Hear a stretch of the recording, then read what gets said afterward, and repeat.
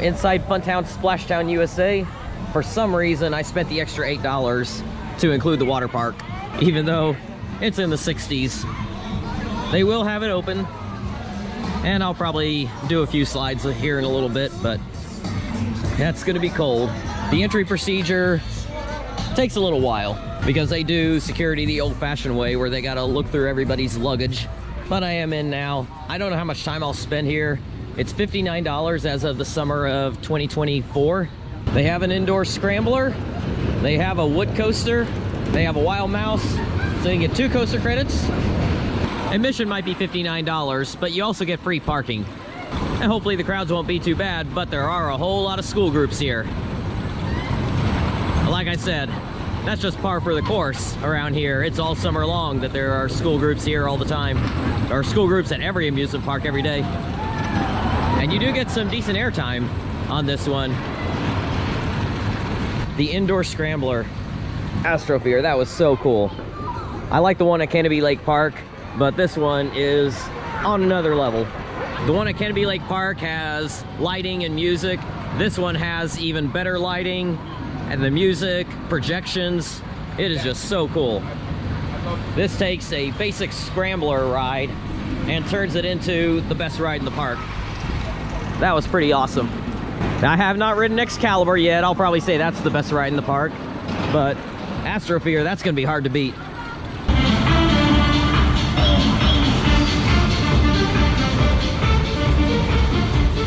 A few notes that I happened to do correctly. I started with the Wild Mouse. That was a good call because it built up a line quick.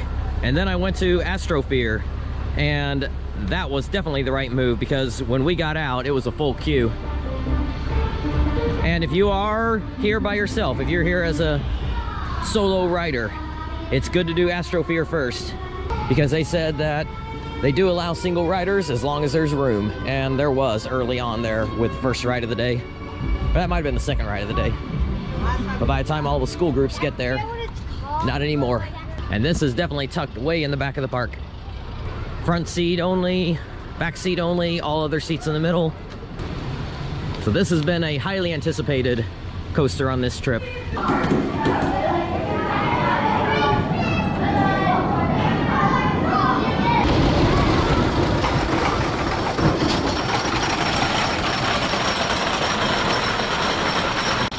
I wouldn't say it's my favorite CCI, but it is solid. It's a smooth ride. Even on a wheel seat, it's a smooth ride. The first half will have a few moments of good floater airtime. There's a few hills in the second half that I thought would have given airtime, but didn't quite get it. But it still has several great moments of laterals. There's one moment in particular where you initially get thrown to the right real quick, only to get violently pulled back to the left.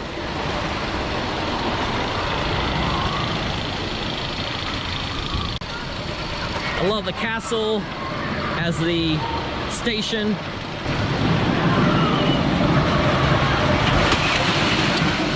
So we got a Sally shooting dark ride here.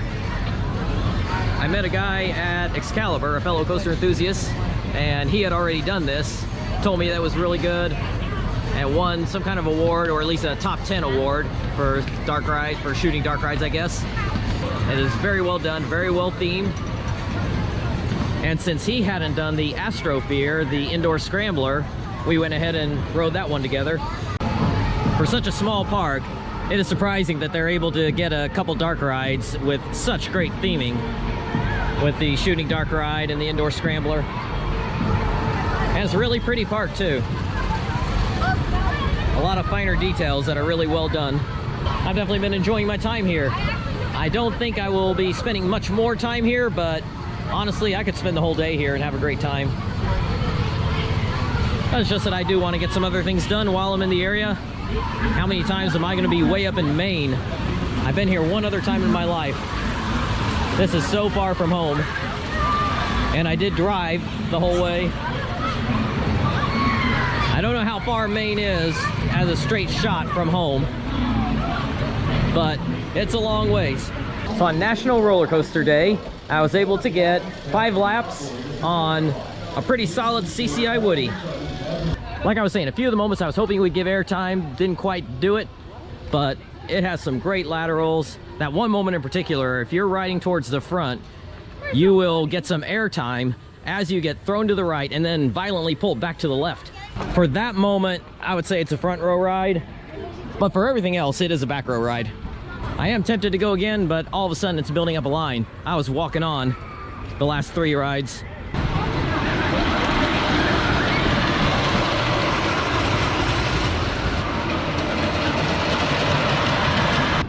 For a small park like this in the state of Maine, I wouldn't have expected a wood coaster of this quality. This definitely exceeded my expectations.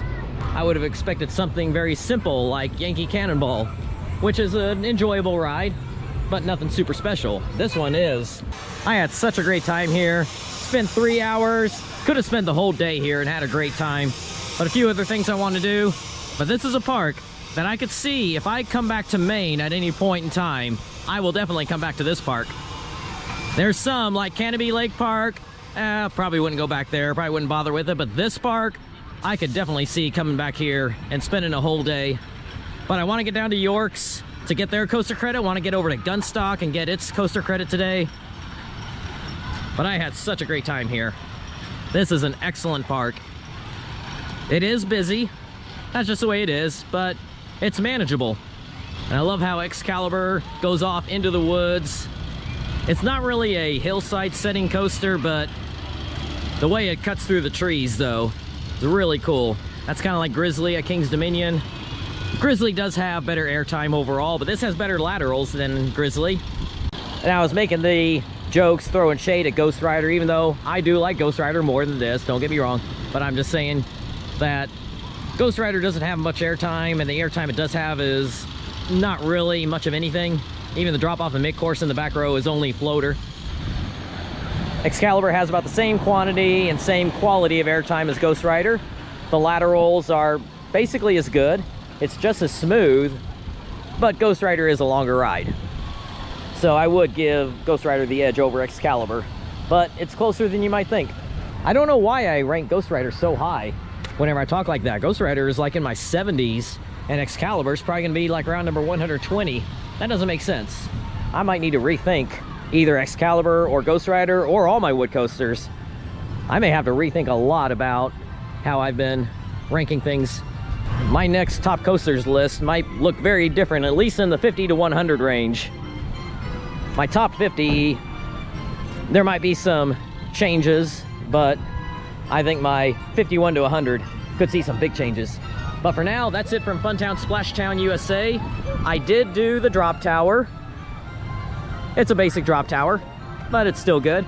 And I did the trapdoor slides. Those were really good. The green one, the one that's closest to us, that one's a little bumpy, but it's all right. I didn't have my swim shirt with me, so I did it bareback, and yeah, you feel those bumps, but I figured, why not? I'll deal with it. The one that goes straight down just into the ride out, that one is smoother. They're both good, but even though the one that's closer to us is more bumpy, I still liked it more. Just because it has more to it as it turns out and does a lot more twists and turns leading down to the bottom. Makes it a better ride. It made it worth it to spend the extra $8 to include the water park. So far of the small parks in New England, this one's been my favorite, but I do have a couple great ones up in New Hampshire I'm doing tomorrow.